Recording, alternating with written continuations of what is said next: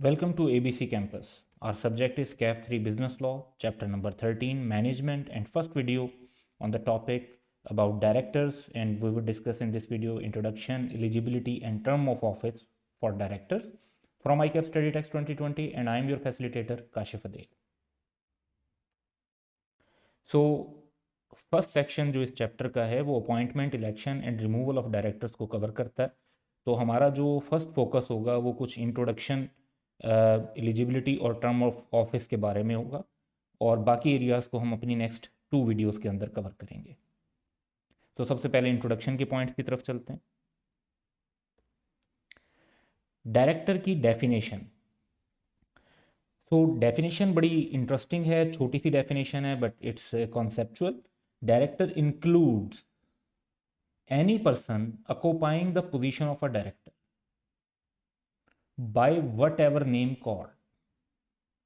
यानी डेफिनेशन जो है वो डेजिग्नेशन पर बेस नहीं करती, बल्कि जो शख्स भी डायरेक्टर का काम कर रहा होगा। अब डायरेक्टर का काम क्या होता है? जो भी शख्स पोजीशन ऑक्यूपाई कर रहा होगा डायरेक्टर की, उसे डायरेक्टर समझा जाएगा, चाहे उसकी डेजिग्नेशन आप कोई भी रख दें। डेजिग्नेशन में चाहे आप उसे मैनेजर कह दें, डेजिग्नेशन में चाहे आप उसे एग्जेक्टिव कह दें, लेकिन अगर वो काम जो पोजीशन है उसकी वो डायरेक्टर वाली है तो उसे डायरेक्टर समझा जाएगा।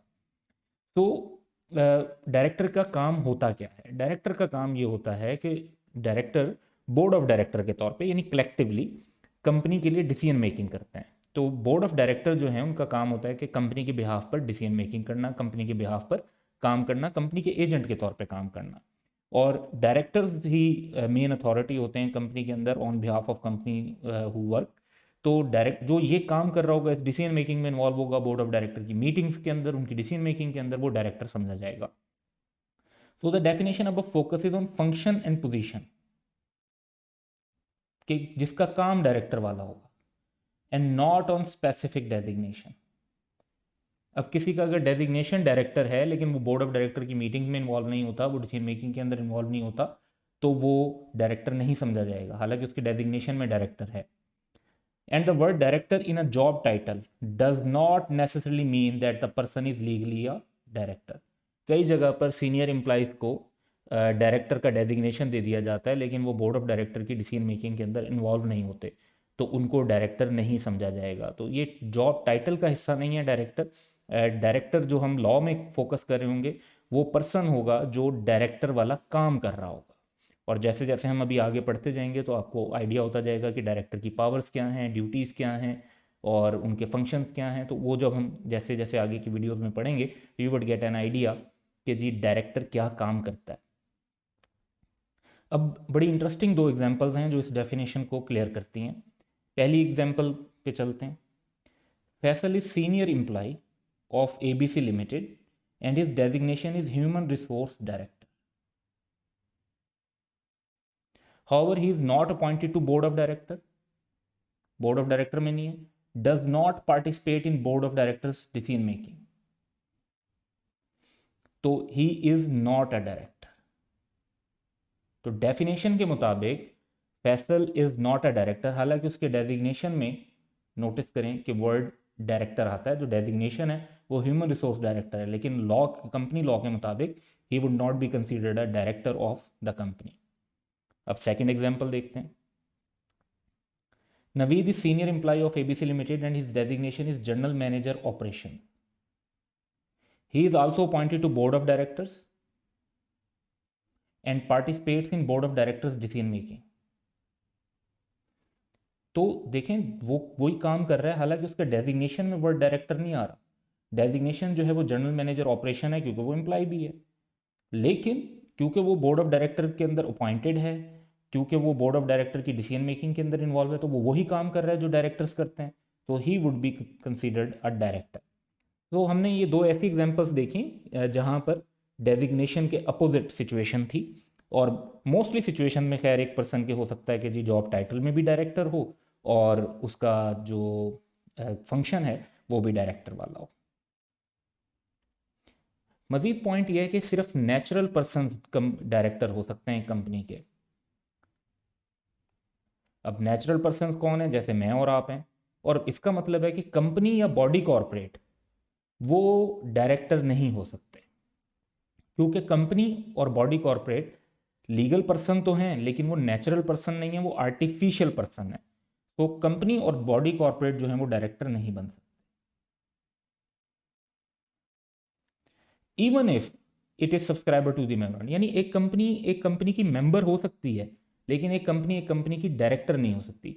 तो अगर एक कंपनी मेमोरेंडम को सब्सक्राइब करती है थ्रू इट्स एजेंट्स, तो वो सब्सक्राइबर टू द मेमोरेंडम होगी, वो मेंबर होगी, लेकिन वो डायरेक्टर नहीं बन सकती। सो यहाँ पर भी हम एग्जाम्पल देख लेते हैं। ABC limited is holding company and owner of 80% share of XYZ limited. तो बड़े देखिए सिग्निफिकेंट शेयर होल्डिंग है। ABC limited cannot become director of XYZ limited as it is not a natural person. अब देखें 80% share बड़ी significant shareholding है, और फिर भी जो कंपनी है वो डायरेक्टर नहीं बन सकती क्योंकि वो आर्टिफिशियल पर्सन है, नेचुरल पर्सन नहीं है। However using its voting power it may appoint or elect natural persons of its choice as directors of XYZ Limited by following the procedure given in Companies Act 2017। हाँ, लेकिन अब देखें उनके पास 80% shares हैं, तो उन शेयर्स पे जो वोटिंग राइट्स हैं उनका इस्तेमाल करते हुए ABC लिमिटेड चाहे तो XYZ में अपनी मर्जी के नेचुरल पर्सनस को डायरेक्टर के तौर पर अपॉइंट करवा सकती है, जो उनको लगे कि ये कंपिटेंट लोग हैं, ये प्रॉपर पर्सन होंगे जो कि ABC के पॉइंट ऑफ व्यू को वहाँ पर रिप्रेजेंट करेंगे और सही काम करेंगे, तो वो उनको अपॉइंट करवा सकते हैं। लेकिन खुद एज अ डायरेक्टर अपॉइंट नहीं हो सकते क्योंकि डायरेक्टर के लिए नेचुरल पर्सन होना लाजमी है, आर्टिफिशियल पर्सन जो है वो डायरेक्टर नहीं बन सकता। फिर कुछ और पॉइंट हैं जी डायरेक्टरशिप में, कि डायरेक्टर जो है वो वेरिएबल रिप्रेजेंटेटिव नहीं होता। अच्छा, अब इसका मतलब क्या है? इसका मतलब ये है कि एक डायरेक्टर ये नहीं कह सकता कि जी मैं तो फाइनेंस डायरेक्टर हूँ, मुझे फाइनेंस का पता था, जो सेल्स में प्रॉब्लम आए वो मुझे नहीं मालूम थे। या एक जो है ना ह्यूमन रिसोर्स डायरेक्टर जो है वो ये कहता है कि जी मुझे तो अकाउंटिंग का नहीं पता था, तो फाइनेंशियल स्टेटमेंट्स के अंदर जो इशूज़ हैं तो मैं उनके लिए रिस्पॉन्सिबल नहीं हूँ। जब आप एक कंपनी के डायरेक्टर के तौर पर काम करते हैं तो आप उस कंपनी के हर मामले के अंदर डायरेक्टर होते हैं। तो ये एक रीज़नेबल हद तक आपको केयरफुल होना चाहिए, नेग्लिजेंट नहीं होना चाहिए, और रीज़नेबल हद तक आपकी रिस्पॉन्सिबिलिटी बनती है कंपनी के तमाम मामलात में। तो ये पॉइंट अब रीड कर लेते हैं। A director cannot claim to be variable representative of the company. It means that a director cannot claim relief from his responsibility as a director on the basis that he is not concerned with any particular area of company business। तो अगर एक director कहता है कि जी जो problem आए हैं वो तो फ्रॉड जो हुआ है वो तो प्रोक्योरमेंट के अंदर हुआ है और मैं तो जो है ना सिर्फ सेल्स एंड मार्केटिंग का डायरेक्टर हूँ, तो नहीं, आप अपनी रिस्पॉन्सिबिलिटी अवॉइड नहीं कर सकते। When a person is a director, he is a director in entirety, यानी वो तमाम मामला के लिए रिस्पॉन्सिबल है। तो अगर आप किसी एक खास फंक्शन को खास तौर पर देख रहे हैं तो उसके अंदर आपकी रिस्पॉन्सिबिलिटी ज़्यादा बनती है, लेकिन कंपनी के बाकी मामला के अंदर भी आपको एक रीज़नेबल हद तक जो है वो विजिलेंट होना चाहिए, केयरफुल होना चाहिए, और उसकी रिस्पॉन्सिबिलिटी भी आप पर आएगी। सेकंड पॉइंट है मेंबर, यानी डायरेक्टर का मेंबर होना भी लाजमी है, लेकिन यहाँ पर कुछ एक्सेप्शंस हैं जो कि इसी चैप्टर के अंदर आगे जाके हम पढ़ रहे होंगे। Directors must be member of the company except, तो लॉ में 4 एक्सेप्शंस हैं जो आगे जाकर इस चैप्टर के अंदर हम डिस्कस कर रहे होंगे। Except where law specifically laws the non member as director. तो बेसिक रूल ये बना कि डायरेक्टर मेंबर होने चाहिए, लेकिन इसकी कुछ exception. In the board of directors meeting every director shall have 1 vote, हर डायरेक्टर का 1 वोट होगा। But the same person while sitting in general meeting as members may have different voting right based on the number of share they hold. अब मिसाल के तौर पे हम कहते हैं कि जी मिस्टर ए के पास जो हैं 100,000 शेयर्स हैं और मिस्टर बी के पास जो हैं वो 80,000 शेयर्स हैं। दोनों मेंबर भी हैं और दोनों लेट्स से कि उन्होंने डायरेक्टर का इलेक्शन कॉन्टेस्ट किया और वो डायरेक्टर बन गए। तो बोर्ड ऑफ डायरेक्टर की मीटिंग में ए और बी इक्वल होंगे, उन दोनों का 1-1 वोट होगा, किसी के ज़्यादा वोट या कम वोट नहीं होंगे, वो इक्वल है। लेकिन जब जनरल मीटिंग होगी तो as a member mister A के वोट ज़्यादा होंगे क्योंकि उनके पास शेयर ज़्यादा हैं, और मिस्टर बी के वोट कम होंगे क्योंकि उनके पास शेयर्स कम है। तो जनरल मीटिंग जो मेंबर की होती है, जिसमें एज अ मेंबर वोटिंग होती है, उसके अंदर तो नंबर ऑफ शेयर्स की बेस पर वोटिंग राइट्स होंगे, लेकिन एज अ डायरेक्टर हर डायरेक्टर का 1 वोट होता है बोर्ड ऑफ डायरेक्टर की मीटिंग में। अथॉरिटी, तो डायरेक्टर्स की अथॉरिटी क्या है? अगर चैप्टर नंबर 8 को थोड़ा सा जहन में रखें तो एजेंट की अथॉरिटी बड़ी इंपॉर्टेंट होती है। तो डायरेक्टर्स की भी अथॉरिटी होती है और वो कंपनी को बाइंड कर सकते हैं इन अ कॉन्ट्रैक्ट, और फिर कंपनी एज अ प्रिंसिपल उसमें जो है उसकी लाइबिलिटी होती है कि वो थर्ड पार्टी के साथ कॉन्ट्रैक्ट को परफॉर्म करे, और इसी तरह राइट भी होता है कि वो थर्ड पार्टी पे सू कर सकती है। तो डायरेक्टर्स एक्ट कलेक्टिवली और by majority. Every decision by the director is made in a board meeting of the director or by passing a resolution by circulation, and every director has got one vote in decision making. अच्छा, meeting जो होती है वो board meeting के through होती है या फिर एक सर्कुलेशन से रेजोल्यूशन हो सकती है, ये दो तरीके। तो मीटिंग में तो ये होता है कि जी सब डायरेक्टर्स बैठते हैं, बातचीत करते हैं, उसके बाद वोटिंग हो जाती है, हर डायरेक्टर अपना ओपिनियन दे देता है कि वो उस डिसीजन के फेवर में है या अगेंस्ट है, और हर किसी का एक वोट होता है, तो मेजॉरिटी की बेस पर डिसीजन हो जाता है। सर्कुलेशन में ये होता है कि एक रिटर्न रेजोल्यूशन लिखकर तमाम डायरेक्टर्स को भेजी जाती है, वो उस पर अपना वोट लिख करके वो उसकी फेवर में है या अगेंस्ट है वो भेज देते हैं वापस, और उसके बाद वोट काउंट कर लिए जाते हैं कि पास हो गई रेजोल्यूशन या नहीं हुई। तो डिसीजन मेकिंग इस तरीके से होती है, या तो मीटिंग के थ्रू या बाय रेजोल्यूशन बाय सर्कुलेशन के थ्रू। रेजोल्यूशन बाय सर्कुलेशन आगे जाके चैप्टर में डिस्कस होगा, इसका एक खास प्रोसीजर है, वो फॉलो किया जाता है। और इसका मतलब है कि जब कोई भी अपॉइंट हो जाता है एज अ डायरेक्टर, तो हर डायरेक्टर इक्वल डायरेक्टर है और उनकी अथॉरिटी में कोई डिफरेंस नहीं है, क्योंकि हर किसी का वन वोट है। तो मिस्टर ए ज़्यादा वोट लेकर डायरेक्टर बने थे, मिस्टर बी कम वोट लेकर डायरेक्टर बने थे, लेकिन एज डायरेक्टर दोनों की अथॉरिटी इक्वल है, दोनों की अथॉरिटी में कोई डिफरेंस नहीं है।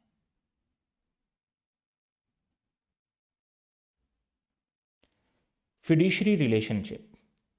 अच्छा, फिड्यूशरी रिलेशनशिप जो होता है ये relationship of utmost good faith होता है, जहाँ पर एक शख्स जो है वो दूसरे शख्स पे कॉन्फिडेंस करता है, और वो जो है दूसरा पर्सन उस कॉन्फिडेंस को एक्सेप्ट करता है।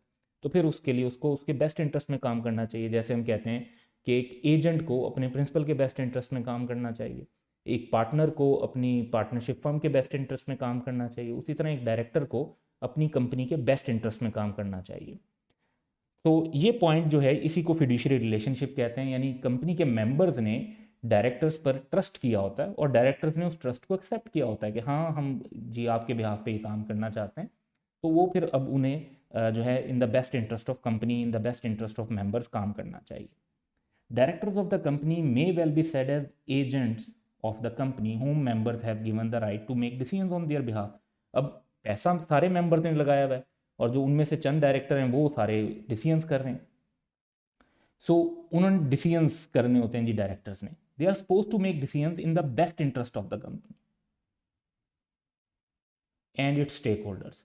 दे must be vigilant and not be negligent, यानी एक्टिवली अपनी परफॉर्म करें ड्यूटीज और उसमें नेग्लिजेंस ना शो करें। Directors have fiduciary relationship with the company. Fiduciary relationship is generally established only when the confidence given by one person, जैसे member, is accepted by the other person, जैसे directors. So no director can hold office of a director if he is declared as lacking fiduciary behavior by the court। तो कोई शख्स अगर जिसको court announce कर देती है कि फिड्यूशियरी बिहेवियर लैक करता है तो वो फिर डायरेक्टर नहीं बन सकता। अब लेट्स से कि एक शख्स जो है वो गवर्नमेंट सर्वेंट था और वहाँ पर प्रूव हो जाता है कि वो करप्शन के अंदर इन्वॉल्व था और कोर्ट उसे डिक्लेयर कर देती है कि ये पर्सन फिड्यूशियरी बिहेवियर लैक करता है, तो वो गवर्नमेंट जॉब से तो जाएगा ही जाएगा। अगर वहाँ पे उसे कोई पेनल्टी इम्प्रिजनमेंट होती है वो सब कर भी ले तो उसके बाद भी वो किसी कंपनी में डायरेक्टर नहीं बन सकेगा एक सर्टन पीरियड ऑफ टाइम के लिए। 5 ईयर्स का टाइम होता है, इसको भी हम आगे डिस्कस कर रहे होंगे। तो वो 5 ईयर्स तक किसी भी कंपनी में डायरेक्टर के तौर पर काम नहीं कर सकेगा if court has announce that he is lacking fiduciary behaviour. अच्छा, अब एक पॉइंट ये है कि क्या किसी को ज़बरदस्ती तो डायरेक्टर नहीं बनाया जा सकता। कोई भी डायरेक्टर जो बनता है वो अपनी कॉन्सेंट से डायरेक्टर बनता है, यानी वो अपनी रजामंदी शो करता है तो वो डायरेक्टर बनता है। तो no person shall be appointed और नॉमिनेटेड एज अ डायरेक्टर और chief executive unless such person has given his consent in writing to the company for such appointment और nomination. The company shall file such consent with the registrar within 15 days of appointment or nomination। तो कोई भी person जो है उसको appointment या nomination नहीं की जाती है एज डायरेक्टर जब तक कि वो उससे पहले एक रिटन कॉन्सेंट ली जाती है, उसकी अपनी रजामंदी होती है डायरेक्टर बनने के लिए, तो फिर उसे डायरेक्टर बनाया जाता है। और जब वो डायरेक्टर बन जाता है तो उसके 15 डेज के अंदर वो कॉन्सेंट रजिस्ट्रार के पास भी फाइल कर दी जाती है। तो एक किस्म का पब्लिक रिकॉर्ड भी आ जाता है कि उस शख्स ने कॉन्सेंट दी थी to become a director of that company.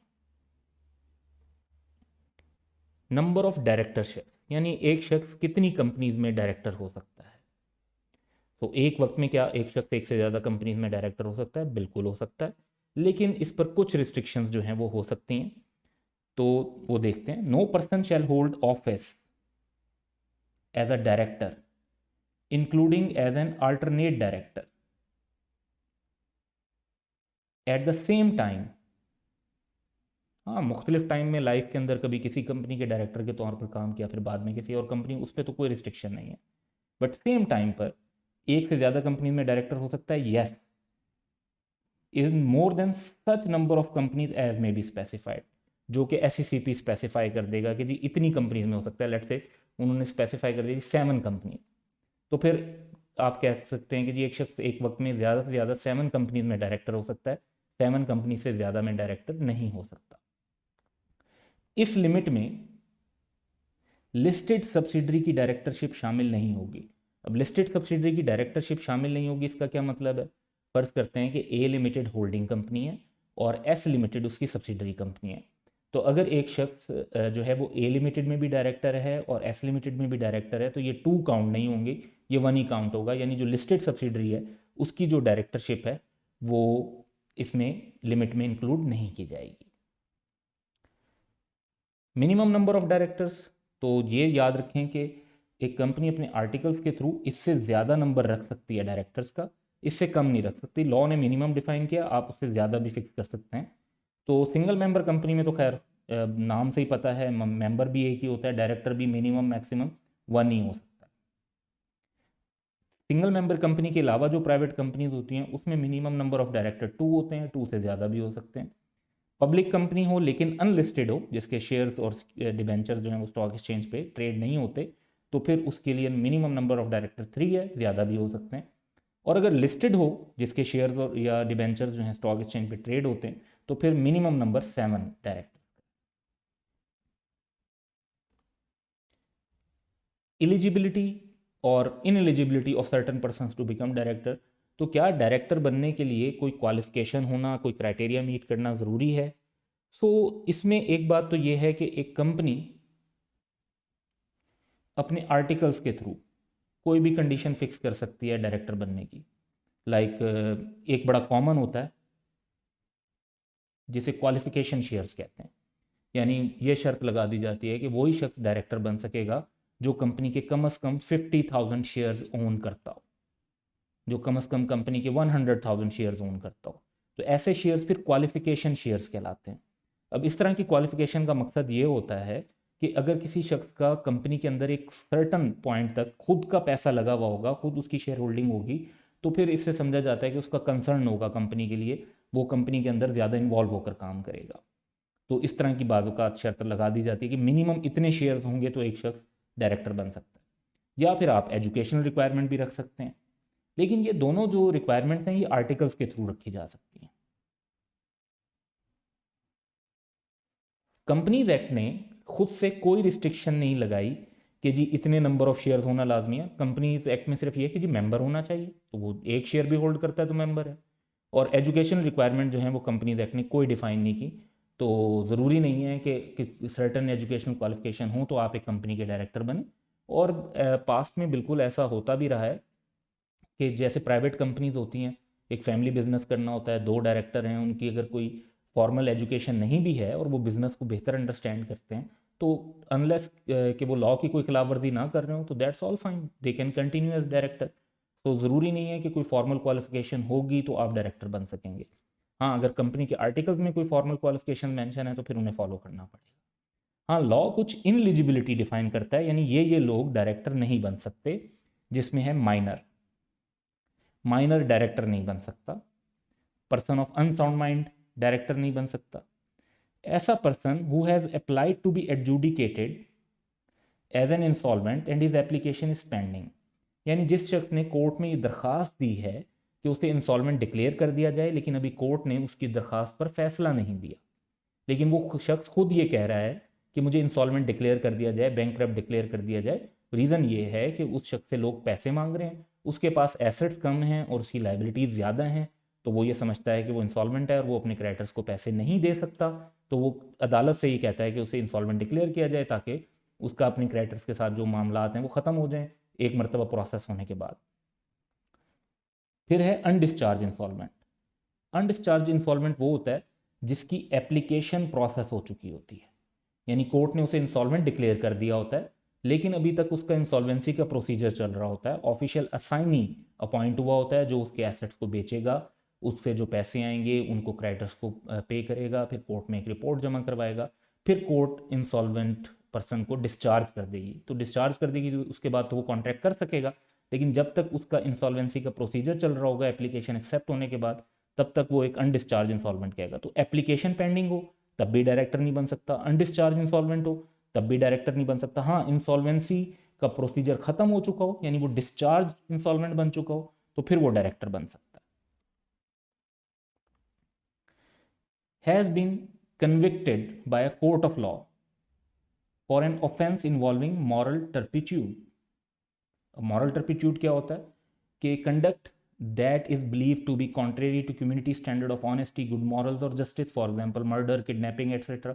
तो कोई भी शख्स जिसे कोर्ट में कन्विक्टेड यानी सजा याफ्ता मॉरल टर्पिट्यूड पे, तो वो शख्स भी डायरेक्टर नहीं बन सकेगा। Has been debarred from holding such office under companies act.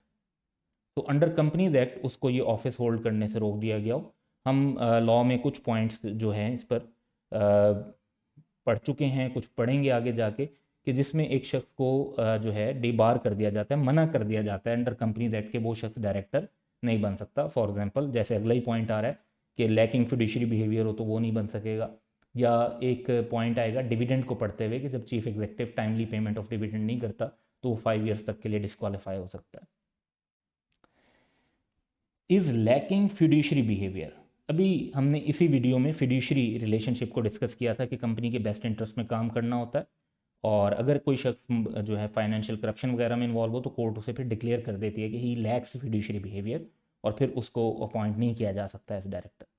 तो अगर वो फिड्यूशरी बिहेवियर लैक करता हो, लेकिन ये किसी के कहने की बेस पर नहीं होगा, ये अगर उस कोर्ट ने उसे कहा हो किसी शख्स के बारे में कि वो फिड्यूशरी बिहेवियर लैक करता है और कोर्ट ने उसे डिक्लेयर किया हो any time during the preceding 5 year, यानी कोर्ट की ऐसी डिक्लेरेशन को जब 5 साल गुजर जाएंगे तो उसके बाद तो वो अपॉइंट हो सकता है एज डायरेक्टर, उससे पहले नहीं हो सकता। तो एग्जाम्पल नंबर 4 को हम कवर करेंगे इस पॉइंट पर। लास्ट ईयर द कोर्ट, अब लास्ट ईयर है, the court declared Sami as lacking fiduciary behaviour as he did not disclose in interest in transaction with the company. He can not be appointed as a director for next 4 years as well, क्योंकि 1 साल गुजरा है, 4 साल और। He may be appointed as director once 5 years have elapsed after the court order. तो court के declaration के बाद जब 5 साल गुजर चुके होंगे फिर तो वो डायरेक्टर बन सकता है, तब तक वो डायरेक्टर नहीं बन सकेगा।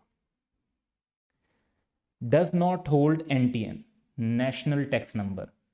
तो ये रिक्वायरमेंट भी बहुत ज़रूरी है डायरेक्टर के लिए कि डायरेक्टर के पास NTN होना चाहिए प्रॉपरली, लेकिन कमीशन जो है वो इससे एग्जाम्पशन भी ग्रांट कर सकता है। सो ये कुछ सिचुएशन में एक्सेप्शन मिल सकती है, वरना जो अगर एक शख्स कंपनी में डायरेक्टर के तौर पे काम कर रहा है तो उसे फिर टैक्स नेट के अंदर भी होना चाहिए, उसका नेशनल टैक्स नंबर होना लाजमी है। इज़ नॉट अ मेंबर, जो हम एक पॉइंट काफ़ी पहले से डिस्कस कर रहे थे कि डायरेक्टर का मेंबर होना ज़रूरी है, लेकिन इसकी 4 एक्सेप्शन है। However this shall not apply in the cases of a person representing a member who is not a natural person. अच्छा, अब who is not a natural person,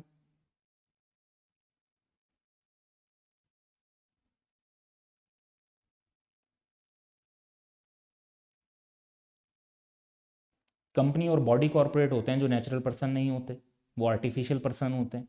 तो अगर कोई ऐसा डायरेक्टर अपॉइंट किया जाता है, कंपनी एक और कंपनी की शेयर होल्डर थी और वो वोट देकर एक नेचुरल पर्सन को जो है अपॉइंट करती है एज डायरेक्टर, तो उस नेचुरल पर्सन का मेंबर होना ज़रूरी नहीं है, क्योंकि वो रिप्रेजेंट कर रहा है एक कंपनी या बॉडी कॉरपोरेट को। Number 2, a whole time director who is an employee of the company. तो अगर एक शख्स कंपनी का एम्प्लॉय हो और फुल टाइम कंपनी को एज अ डायरेक्टर सर्विसेज देता हो तो उसका भी मेंबर होना ज़रूरी नहीं है।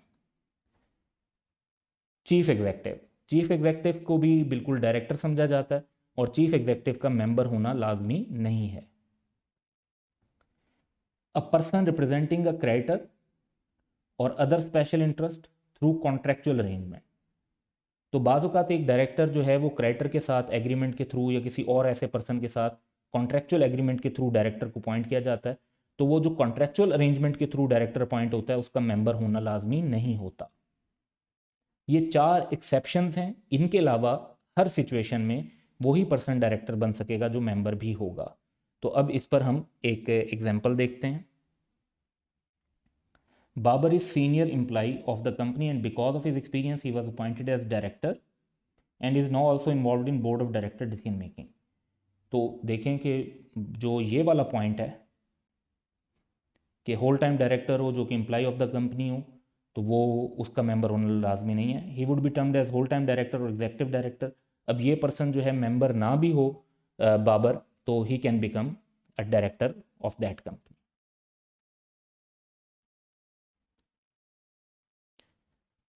तो लिस्टेड कंपनी के लिए 2 एडिशनल जो हैं वो भी रिस्ट्रिक्शन है। यानी जो पहले हमने रिस्ट्रिक्शंस पढ़ी वो तमाम कंपनीज के लिए थी, लिस्टेड कंपनी के लिए कुछ फर्दर 2 पॉइंट्स हैं। A person shall not be appointed as director if he has been declared by a court as defaulter in repayment of loan to a financial institution. अच्छा, इसमें यह बात बड़ी इंपॉर्टेंट है कि अगर उसने किसी का पर्सनल लोन देने से डिफॉल्ट किया है तो उससे नहीं होगा, और डिक्लेयर्ड बाय कोर्ट हो, कोर्ट ने डिक्लेयर किया हो कि ये शख्स रीपेमेंट ऑफ लोन में डिफॉल्टर है to a financial institution, financial institution के अलावा किसी और को लोन देने के अंदर डिफॉल्ट किया है, तो उसकी बेस पर ये रिस्ट्रिक्शन अप्लाई नहीं होगी। अदरवाइज फाइनेंशियल इंस्टीट्यूशन की सूरत में ये रिस्ट्रिक्शन होगी। बी पॉइंट है, is engaged in the business of brokerage और is a spouse of such person और इज अ स्पॉन्सर, डायरेक्टर और officer of a corporate brokerage house. अब देखें, जो ब्रोकरेज का बिजनेस है वो होता क्या है। ब्रोकरेज का बिजनेस होता है कि ये लोग स्टॉक एक्सचेंज के मेंबर होते हैं और ये स्टॉक एक्सचेंज के अंदर कंपनीज के शेयर्स के अंदर डील करते हैं, और जितनी भी ट्रेडिंग हो रही होती है वो ब्रोकर के थ्रू हो रही होती है, कॉर्पोरेट ब्रोकरेज हाउस के थ्रू हो रही होती है। तो अब अगर एक शख्स खुद ब्रोकरेज हाउस रन कर रहा है, या उसके स्पाउस उसमें इन्वॉल्व है, या वो स्पॉन्सर, डायरेक्टर या ऑफिसर है कॉर्पोरेट ब्रोकरेज हाउस का, तो अब 2 इशूज आ जाएंगे लिस्टेड कंपनी के लिए। क्योंकि लिस्टेड कंपनी का ट्रेडिंग होती है, लिस्टेड के अलावा की तो ट्रेडिंग नहीं हो रही होती स्टॉक एक्सचेंज में, तो उसका कन्फ्लिक्ट ऑफ इंटरेस्ट आ जाता है। कन्फ्लिक्ट ऑफ इंटरेस्ट कैसे आ जाता है कि जब वो स्टॉक एक्सचेंज में डील कर रहा है तो जिस कंपनी का वो डायरेक्टर होगा उसके इंटरनल इन्फॉर्मेशन उसे पता होगी कि उसमें प्रॉफिट हो रहा है, लॉस हो रहा है, कंपनी किस डायरेक्शन में जा रही है, और उस बेस पर वो स्टॉक मार्केट के अंदर शेयर्स की सेल परचेज को अफेक्ट कर सकता है। तो ये एक अनड्यू एडवांटेज होगा उसके पास कि वो एक कंपनी में डायरेक्टर भी है और उसी के शेयर्स के अंदर ट्रेड करने के अंदर भी वहाँ पे डायरेक्टली इन्वॉल्व है। तो लॉ ने इस कन्फ्लिक्ट ऑफ इंटरेस्ट को अवॉइड करने के लिए रिस्ट्रिक्शन लगा दी कि जो भी शख्स ब्रोकरेज वगैरह में इन्वॉल्व होगा, या ऐसे शख्स का स्पाउस होगा, या कॉर्पोरेट ब्रोकरेज हाउस के साथ उसका कनेक्शन हो गया, स्पॉन्सर, डायरेक्टर, ऑफिसर, तो वो फिर डायरेक्टर नहीं बन सकता लिस्टेड कंपनी में। अदर कंपनीज में प्रॉब्लम नहीं है क्योंकि अदर कंपनीज के शेयर्स स्टॉक एक्सचेंज पे ट्रेड नहीं हो रहे होते। तो इस पर एक पास्ट एग्जाम का छोटा सा क्वेश्चन देखते हैं। Zafar was recently appointed as a director of HP Limited, a listed company. In March 2018, the board of directors came to know that Zafar had been declared a defaulter by the High Court. अच्छा, अब discuss his appointment. Zafar will become ineligible from being a director only if he had defaulted in repayment of a loan to a financial institution.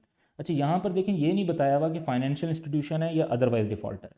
तो अगर तो वो financial institution का defaulter है तो फिर तो उसकी अपॉइंटमेंट गलत है, उसको अपना ऑफिस जो है वो छोड़ देना चाहिए।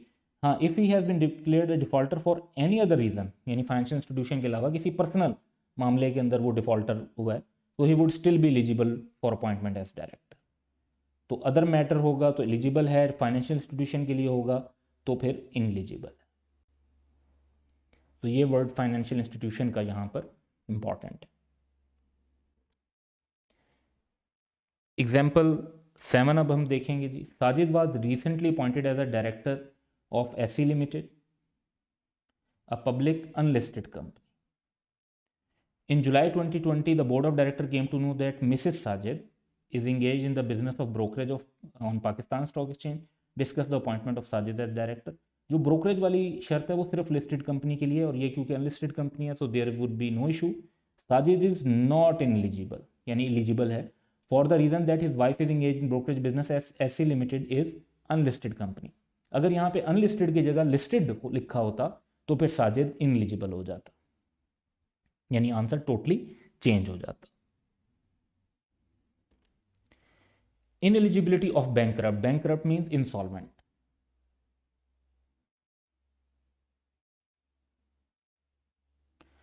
तो अभी हमने रिक्वायरमेंट में पढ़ा था कि एक ऐसा शख्स भी डायरेक्टर नहीं बन सकता जिसकी इंसॉल्वेंसी की एप्लीकेशन पेंडिंग हो, और ऐसा शख्स भी नहीं बन सकता जिसकी एप्लीकेशन एक्सेप्ट हो चुकी है लेकिन वो अनडिस्चार्ज इंसॉल्वेंट हो. तो if any person being an undischarge insolvent acts as chief executive और डायरेक्टर, यानी अनडिस्चार्ज इंसॉल्वेंट को मना किया लॉ ने कि भाई आपने नहीं बनना डायरेक्टर, और वो फिर भी बन जाता है, तो he shall be liable to imprisonment for a term not exceeding 2 years. 2 साल तक की उसको जेल हो सकती है और फाइन हो सकता है, या फिर दोनों भी हो सकते हैं. तो ये काफ़ी सख्त एक सज़ा है इस मामले पे. तो इंसॉल्वेंट पर्सनस को ख़ास तौर पे केयरफुल होना चाहिए कि वो किसी कंपनी के चीफ एग्जीक्यूटिव या डायरेक्टर के तौर पे काम ना करें जब तक कि वो अनडिस्चार्ज इंसॉल्वेंट है. Once their insolvency procedure is complete, फिर वो डायरेक्टर या चीफ एग्जीक्यूटिव बन सकते हैं. टर्म ऑफ डायरेक्टर्स, कि डायरेक्टर्स की मुद्दत कितनी होती है, यानी कितने टाइम के लिए उन्हें अपॉइंट किया जाता है. तो सबसे पहले डायरेक्टर तो अपॉइंट होते हैं जी इनकॉर्पोरेशन के टाइम पे. The name and number of first director shall be decided by subscriber of memorandum and their specified particular shall be submitted along with the documents of incorporation. तो एक company जब अपने documents of incorporation के लिए जमा करवाती है तो उसमें subscriber to the memorandum first directors के नेम और नंबर के कितने डायरेक्टर होंगे, उनके क्या क्या नाम होंगे, वो जमा करवा देते हैं. और जैसे ही कंपनी इनकॉर्पोरेट होती है तो ऑटोमेटिकली वो शख्स जो हैं फर्स्ट डायरेक्टर अपॉइंटेड कंसीडर होते हैं. अच्छा, अब ये जो फर्स्ट डायरेक्टर्स होते हैं इनका नंबर अगर बढ़ाना चाहते हैं तो वो बढ़ा सकते हैं जनरल मीटिंग के थ्रू. जनरल मीटिंग किसकी मीटिंग होती है? मेंबर्स की. तो एडिशनल डायरेक्टर अपॉइंट हो सकते हैं अगर जनरल मीटिंग चाहे, यानी मेंबर्स चाहें तो वो रेजोल्यूशन पास करके एडिशनल डायरेक्टर अपॉइंट कर सकते हैं. फर्स्ट डायरेक्टर्स जो होते हैं ये रिटायर हो जाते हैं नेक्स्ट इलेक्शन में. नेक्स्ट इलेक्शन कब होता है? First annual general meeting. अब कंपनी की फर्स्ट एनुअल जनरल मीटिंग जो होती है वो मैक्सिमम 16 मंथ्स ऑफ इनकॉर्पोरेशन में होनी होती है.